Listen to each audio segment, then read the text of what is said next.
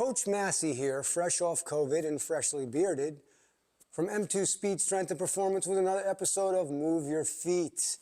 Today we're actually going to follow up from the last video in the L-Drill progression. And we're going to play around in a little bit of a lab format today and see how we can progress this. Well, first I'm going to call in Coach Matt with us, and we're going to review. I encourage the viewers to go back to the previous video to have a look at the regression for this. And just to give you a really quick review, it's called the L-Drill basically because it's an L. Now, when we do this with our clients, the clients that are really too far along in the progression, maybe they're just getting the biomechanics installed, we're going to actually put them through the single leg to the bilateral landing. And this is a review from the last one, so just give them a quick shot at what that looks like. Good. Really quick, really simple, really easy. That's sort of where you're going to be if you have somebody who can't really cover an elevation. Now, as we did last time, we start to progress this slightly by adding different elevations. These are really low banana hurdles, and you know, we have other ones that we can buy at Perform Better that are a little higher, but this is the simplest progression to that original movement.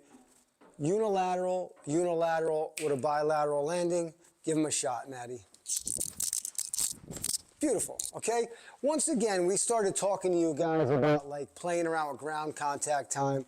You can either do it with the old stopwatch, get your phone, you can sort of lap it, and then start to get your calculations, and you decide what you're looking at. If you're looking at the entire time it takes to perform the movement, or what we're most interested in is from the time he hits here till he gets off of it. So from the time he strikes down till he clears the ground on that first hit, that's basically your ground contact time. And that's what we're really interested in. So maybe, Maddie, we'll just give one look at that so we can review that again. So I'm going to be looking from the time he hits here. So you, on your go, buddy.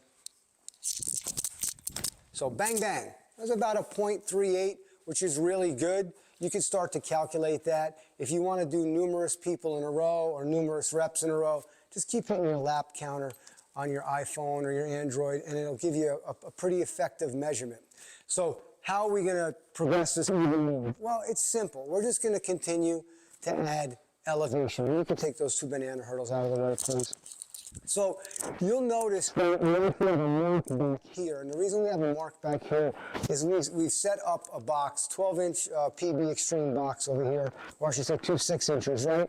And this is sort of where I want Maddie to start with his single leg push, right? I want that unilateral push from here, and I'm going to make sure he's not starting this way.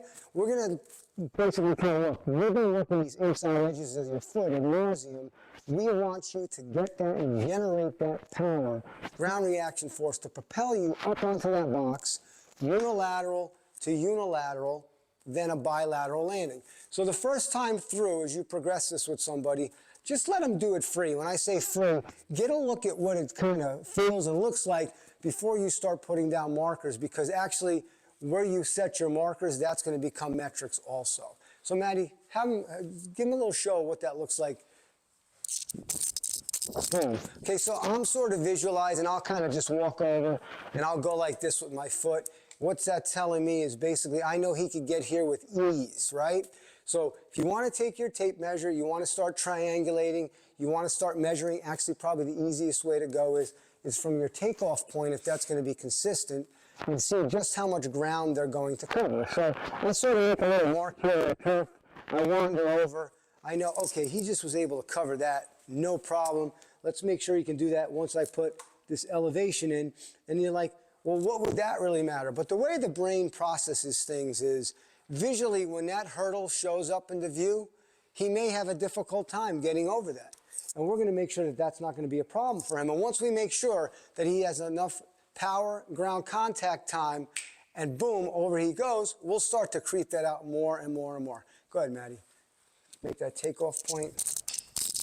Boom. Not a problem. However, you'll probably see a little bit more lag as he began to visually process that obstacle. So, for argument's sake, we're going to measure this and we say this is 4 feet, what I'm going to do little by little is I'm going to keep creeping this thing out as a metric.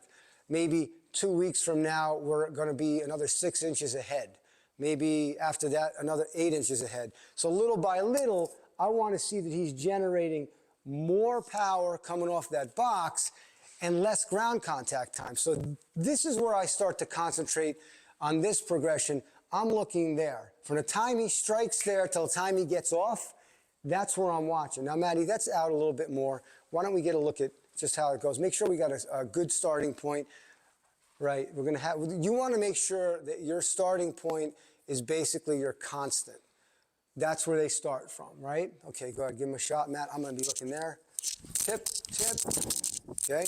So, he was able to cover that distance. He had good elevation.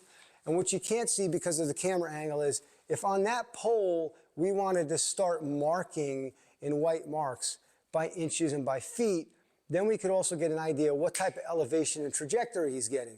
We also have a grid wall back there and a line of bod you can't exactly see, but I'm kind of getting a good idea of what his trajectory is. So I can now start to tell the client, look, you got to get me less ground contact time, but you got to get me more distance, and we can start coaching you through this. What does it matter? Well, it matters a lot. How much power they can generate with a limited amount of ground contact time starts to relate to velocity-based training, okay? Give him one more look at it, Maddie, and then we're going to wrap it up. Pushes, inside edge, and boom. Great, good job. Now, another thing you're going to want to watch for here, too, is little by little, as they get more proficient in this movement, they're actually going to wind up starting to go towards the front of the box more, and you have to be careful about that because you're good at this. So what happens is you may run out of box.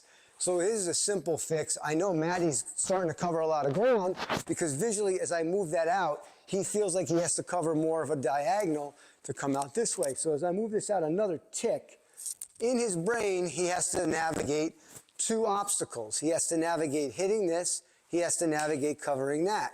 Matt, do you think you can cover that? So you're probably going to aim a little bit more forward here, right? Show him what that looks like. Boom, push. Tougher landing. And I'm going to give you a buy on that one because this box kicked a little bit. Maddie, let's do that again. He's going to aim for that front part, make your starting point a constant, and you just go. Hit and go. Boom. Perfect. All right, Matt, you can go off frame. So anyway, that's one of the progressions to the L-Drill. It's a very, it's really a very versatile exercise because listen, we're starting at hoop. We're going and we're elevating to small banana hurdles. We're adding another elevation here to strike, get off of quickly, and we're adding another elevation here to clear both vertically and in the horizontal. So until next time, this is Coach Massi from M2 Speed, Strength, and Performance with another episode of Move Your Feet. Remember, greatness is forged, not fabricated. That's your day.